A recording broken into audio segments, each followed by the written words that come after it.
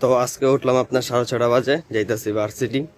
এখন কালকে তো কইছিলাম যে চিনি ছাড়া থাকবো, কিন্তু থাকতে পারিনি, কারণ শেষ মুহূর্তে দেখা গেছে রবিনে ওই যে লাচ্ছি অফার করছে, তো তখন আর লোকটা সামলাইতে পারিনি, তো খাইয়ে লাইছি।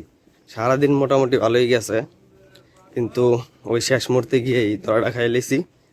এখন আর কি, এখন যদি আবার ট্রাই করতে চাই তাহলে আবার প্রথম থেকে আর কি, প্রথম একদিন 30 দিন করতে হবে। 1 hour later.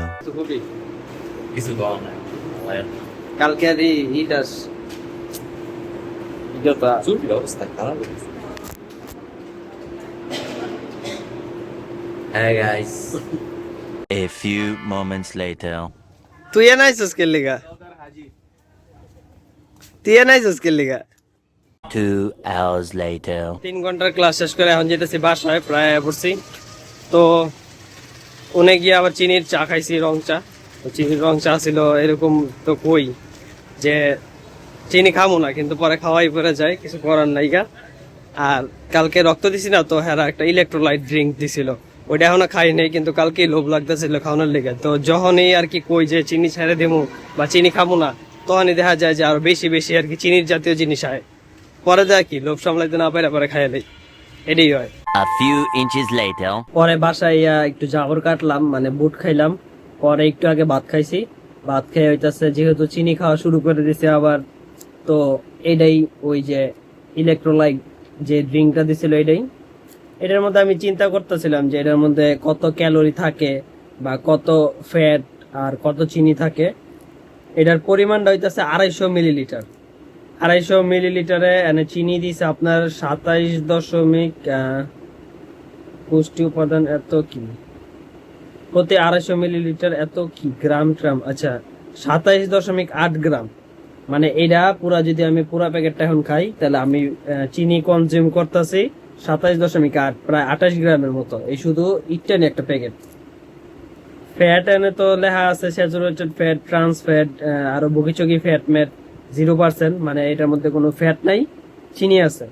আচ্ছা, এনার্জি পাবো আমি টোটাল 110 কিলো ক্যালোরি আর কি এটা খাইয়া।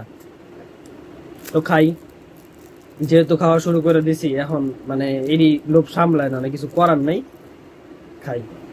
আপনারাও দেখেন। আর এটার মূল্য কত? 40 টাকা। আর অবশ্যই এইসব জিনিস কিনলে আপনারা একটু ডেটটা দেখে নেবেন যে ডেট আছে কিনা। 26/5 পর্যন্ত ডেট আছে, তো খাওয়ান যায় ভালোই। কালকে মন চাইতেছিল, কিন্তু কালকে এটা গরম আছিল, মানে ঠান্ডা না। তো পরবর্তীতে আইয়া ফ্রিজে রাখছি, ফ্রিজে রেখে ঠান্ডা করলাম, এখন খাইতেছি। তো 1 eternity later. এখন আছি শ্মশানে, সন্ধ্যা হয়ে গেছে। তো এক জ্যাঠা মারা গেছে আর কি, তো এই জন্য মনটা খারাপ যখন থেকে আর কি শুনছি। তো এখন কাষ্ট হইতাছে, তো এই কথাটা হই না আর কি, খারাপ লাগতেছে, কইতেও খারাপ লাগতেছে, প্লাস হইতেছে কারণ আছে। কারণ ছোটকালেতে বড় যখন হইছি, বেশিরভাগ সময় হ্যাগো বাসায় ছিল, মানে স্কুলে যখন থাকতাম তখন আওয়ার পরেই ধরেন সাপোজ সন্ধ্যার পর কোনো পড়া মরা আছে, তো পড়া শেষ করে হ্যাগো বাসায় গিয়ে বয়ে থাকতাম খাওয়ানোর আগ পর্যন্ত। মাঝে মাঝে আবার খাইয়েও আইতাম হ্যাগো বাসাতে। তারপর আমরা খেলাধুলা করতাম, উনি অনেক সাপোর্ট করতো, খেলাধুলা অনেক পছন্দ করতো, তো আমাকে অনেক সাপোর্ট করতো খেলাধুলার লেগে। আমার উৎসাহ দিত যে খেলাধুলা করার লেগে উৎসাহ দিত। তো এই জন্য আর কি একটু খারাপ লাগতেছে, একটু না, মোটামুটি একটা মানুষ মারা গেলে মোটামুটি ভালোই খারাপ লাগে। ওইটাই, আর যে অনেক কাছের, ওইটাই, আর ছোটকালের সাথে আর কি কানেক্টেড। তো আমাদের মানে সবার জেনে আমি শুভ, তারপর আরো অনেকে আছে যারা ওনার ছেলেবেলাটা আর কি, ছোটবেলাটা মানে ওনার মানে উনি যে জায়গায় আর কি জব করতেন, ওই জায়গাতে আমরা আর কি খেলাধুলা করতাম। তো তো আমাদের মানে আর কি ভালোই সাপোর্ট করতো। আর কইলামই তো, বাসায় গিয়া বয়ে থাকতাম, আড্ডা দিতাম, খেলতাম। ছোটকালে হ্যাগো বাসায় বেশি থাকতাম, নিজের বাসার থেকে বেশি হ্যাগো বাসায় থাকতাম। তো সে এখন আর নাই, এখন মানে ভাবলেই আর কি খারাপ লাগে আর কি। নদীর পাড়ের ভিউটা একটু দেখাও। নদীর পাড়ে বই আছি, তো এটা হইতেছে সন্ধ্যা হয়ে গেছে, ভিউটাও ভালোই, ওদিকে শ্মশান আছে।